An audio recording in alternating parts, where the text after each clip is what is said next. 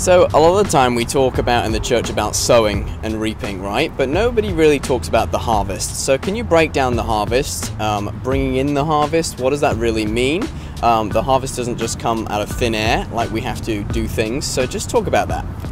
Yeah, I think it goes, the Bible says in Genesis, as long as the earth remains, there'll be seed time and harvest, sowing and reaping, light and night and day and all of that. So these are the laws that are set in motion. Yeah.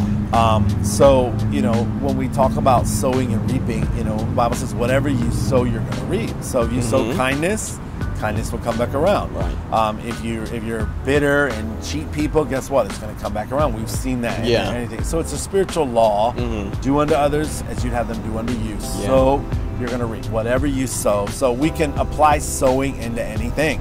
If you sow into lives and you're faithful in what's another, God will give you your own. Right. That's a spiritual principle. So when it comes to financial sowing, the law of biblical economics is this, that we come into, through our tithe, we come into a covenant with God. Yes. And people are debating, well, tithes, Old Testament, all of that. Tithe was before the law. Yes. Abraham tithed, Melchizedek tithed. Cain and Abel. Cain and Abel, yes. They brought an offering to God. We don't know if it was 10%. So that part of honoring God, was there. That tenth was established through Abraham. It was pre-law. But then the law came in saying, this is good, you need to honor God. Yeah.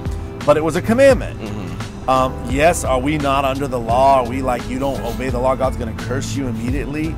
No. But guess what? There's a law of seed time and harvest. Didn't stop. If you don't sow it, you're not going to reap. You can't change that law that's been throughout time. So the principle is we honor God through our tithe. In the New Testament, everything belongs to God. Yeah. We shouldn't be talking about 10%. 100% belongs to God. Yeah. But what is tithe? Tithe is the initial part to circumcise our heart. When we have prosperity, we have fruit, the Bible says increase. We give a tenth to God. Yeah. Then out of the 90%, we're stewards. Right. Okay. So out of that, we have to decide what to sow. So as we're led by God, giving to our church or whatever with that 90%, of course, we have our livelihood. We're led by God as a steward. And so what are we doing?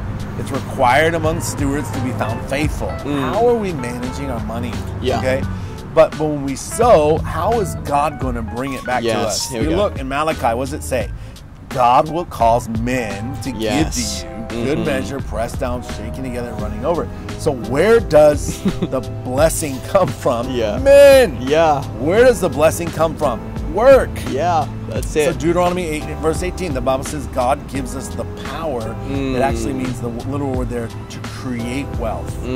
So God's put us in the ability to prosper, to create wealth. You look at the Jewish people who were under the covenant of Abraham. Yeah. We're grafted in as believers in the covenant.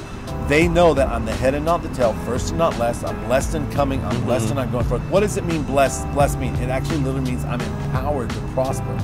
So God's put that ability to us, empowered us to prosper, but we got to put in the work. Yeah, that's it. We've got to grow in knowledge. The Bible says we got to grow in wisdom. And so through our wisdom and our knowledge, what do? We know how to prosper.